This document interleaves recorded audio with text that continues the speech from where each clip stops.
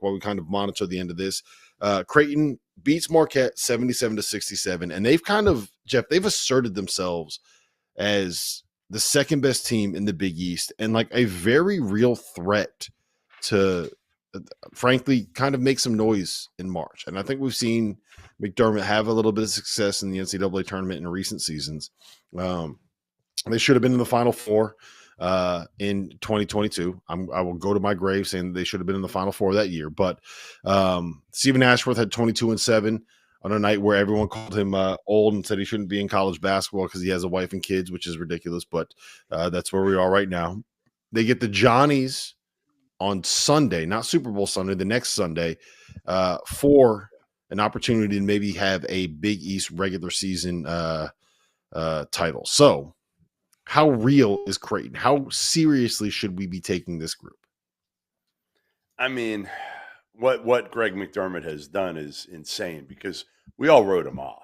I mean, let's face it. When Pop Isaacs went out with the hip injury again and decided to shut it down, we're all like, they're done.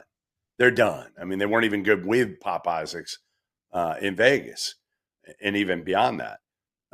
Ashworth's been terrific. We knew Kalkbrenner would be great. The key has been Jemiah Neal. You know, he's been the key, the Arizona State transfer, who's been really, really good. Was awesome at the end of the game tonight. He's fearless. Mm-hmm. He's a shot maker. He's got size. So he kind of complements what they really need and don't have.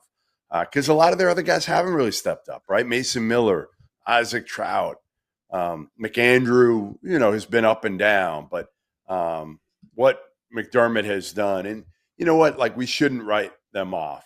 And I should have known better leaving there because you knew he would start to figure out a way to accentuate their strengths and somehow find a way to kind of minimize their weaknesses. And he's done that. He's done it.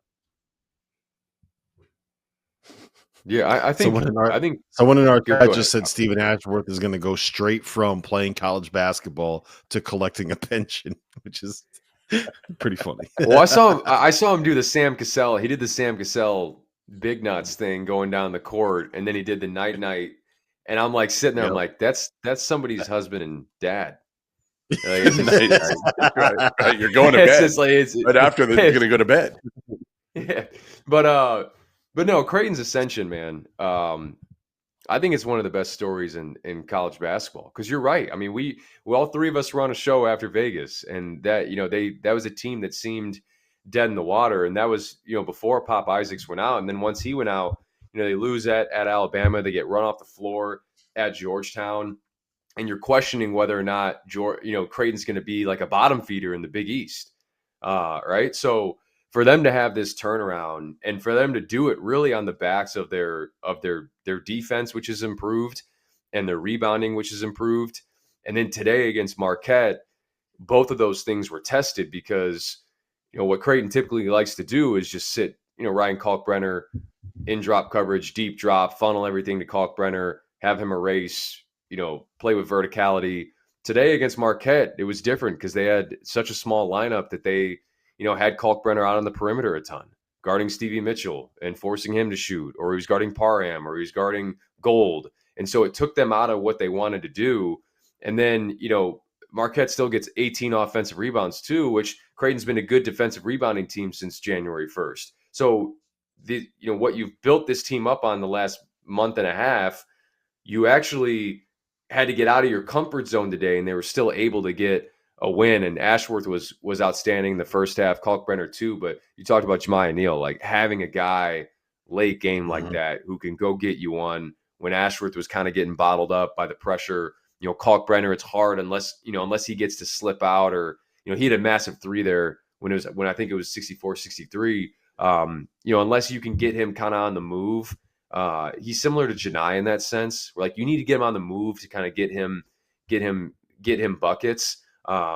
Neal stepped up there at the end, and then I think I'll shout out Jason Green too. Like Jason Green's been since they put him in the starting lineup, I think they're 12-1 or whatever they are. So he's been a massive factor too. It's a great story, and it's made the Big East that much more competitive because I think for a long time we looked at it as like, it's UConn, it's Marquette, and then St. John's comes on, and then Creighton comes on, And so, that conference is stronger than I think we thought maybe a month and a half ago. Yeah, Hey, Rob, it's done is quick question for you. I had a quick McDermott question. I didn't have him listed among my Indiana candidates. I think he's 60. My take was he's closer to retirement probably than he is to taking another job. I don't know. I'm just kind of thinking that way. Would you, if you were Scott Dolson, the Indiana AD, would he be near the top of your list? In theory, absolutely. I said this last night on After Dark, where if you are going to give me a guy who is absolutely elite when it comes to being able to scheme ways to get guys open threes and put them in a state with more 3-point shooters than anywhere else in America, like, to me, that makes a lot of sense.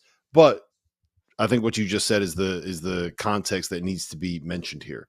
One, I think McDermott he's associated with Creighton in a way that I think goes beyond having it just be like a job, right? He's Greg McDermott. His son was Doug McDermott. He built Creighton up into a program that can win Big East championships from being a team that was in the Valley, right? And the other part of it is, I think that he's kind of getting to a point where he is looking forward to being able to be a grandpa and play golf all the time, as opposed to being a guy that's going to go sit in the fishbowl of Bloomington, Indiana, and have that job. You know him better than I do. Kid? I don't think Doug's married yet, even. No, I'm just saying, like, you know what I mean? Like, maybe not. I thought he was. You already got him having grandkids. Doug's not even married. Yeah. What are we doing here? Okay. My bad. I must be misremembering something. Anyway, the point being, Doug's going to be watching this, being like, "Damn, now I'm going to go get married. I got to have a kid." He's going to be like, "Oh wow, someone's got to. I'm going to have to tell my dad that I just had a child." My bad, Greg. My bad, Doug. No, but the larger point is just, I think he is a guy that makes a lot of sense on paper until you actually start thinking about the context that is involved with actually hiring a human being. So that's kind of where I'm at with it.